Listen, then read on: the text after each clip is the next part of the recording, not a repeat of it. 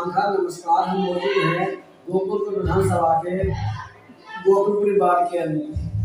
Gokulpuri ward से उषा प्रभाजी यहाँ से आम आदमी पार्टी से जानी मानी नेता है और इनसे आज नया साल है। नए साल के बारे में चर्चा करते हैं। नए साल पर आप क्या कहना चाहिए? सबसे पहले तो मैं सभी देशवासियों को नए वर्ष की बहुत बहुत शुभकामनाएं देना चाहूँगी और मैं चाहूँगी कि इस आने वाले साल में 2026 में सभी सुखी रहें, संपन्न रहें, स्वस्थ रहें। मैडम जानना चाहेंगे आज नए साल के साथ साथ आपके क्षेत्र से विधायक चौधरी सुरेंद्र कुमार जो आपकी पार्टी से भी हैं, आम आदमी पार्टी से, उनका क्या जन्मदिन है, उनके ऑफिस पर और सभी कार्यकर्ता क्षेत्रवासी लोग पहुंचे हुए हैं, जो बड़ी धूमधाम से उनका जन्मदिन मनाया जा रहा है। आप क्या कहना चाहेंगे? चौधरी सुरेंद्र कुमार जी विधायक जी हैं हमारे, उनको बहुत बहुत शुभकामनाएं जन्मदिन की। हम उनके निवास पर जाकर और उनके ऑफिस पर जाकर उन्हें शुभकामनाएं देकर आए और हम उनके दीर्घायु होने की कामना करते हैं और वो हमेशा सुखी रहे, संपन्न रहे, स्वस्थ।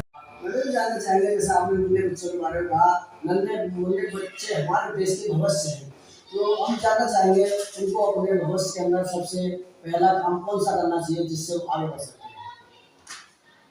जो नन्हे मुन्ने बच्चे हैं देश के भविष्य में, सबसे पहले तो हमारी जो शिक्षा व्यवस्था है वो बहुत अच्छी होनी चाहिए। देश में अगर शिक्षा व्यवस्था अच्छी रहेगी तो हमारे नन्हे मुन्ने बच्चे आगे जाके भविष्य के पालनहार बनेंगे, उनसे वही देश के आगे देश को आगे ले जाएंगे। उन्हीं में से साइंटिस्ट निकलेंगे, उन्हीं में से नेता निकलेंगे, उन्हीं में से जो है डॉक्टर निकलेंगे, इंजीनियर निकलेंगे। जानना चाहेंगे जैसे कि केंद्र के अंदर सरकार बीजेपी की है, दिल्ली में भी सरकार बीजेपी की है, तो आप शिक्षा के मामले में कितनी सहमत हैं? शिक्षा के मामले में जो इस टाइम जो सरकार है वर्तमान में, जो दिल्ली की सरकार है या फिर केंद्र की सरकार है, पूरी तरह से फेल हो चुकी है।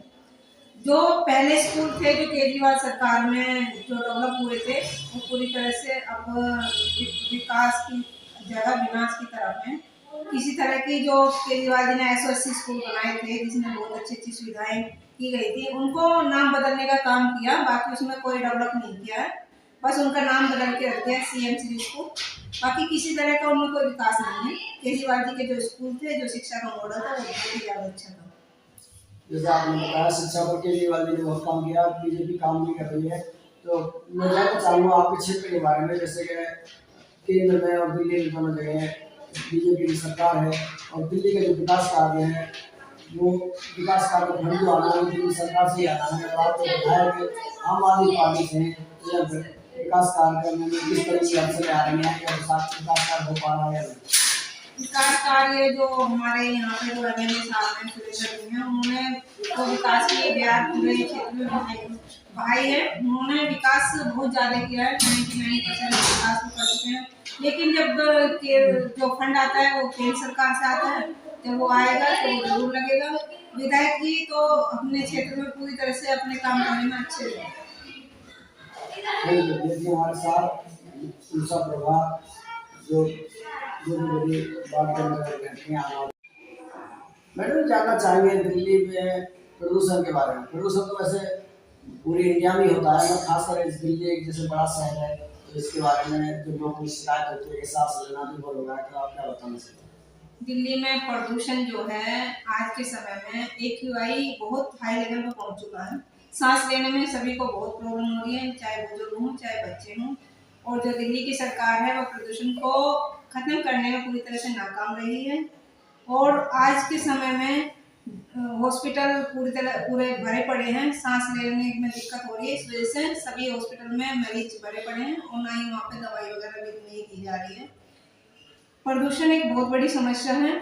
सबसे पहले तो हमें एक हमारी जो CM मिली है हमें, उन्हें AQI और IQI में कोई अंतर भी नहीं पता है।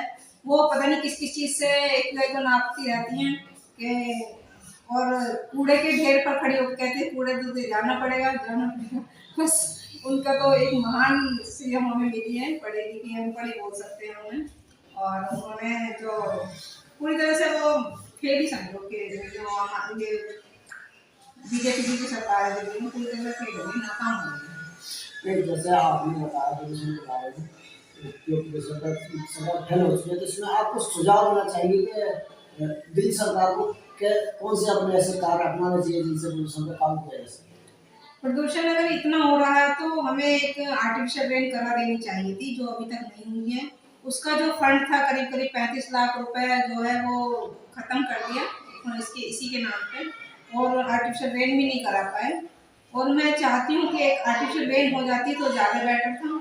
और भी बहुत सारे सुझाव हैं दिल्ली की जनता से लेने चाहिए और उन पे काम करना चाहिए सरकार।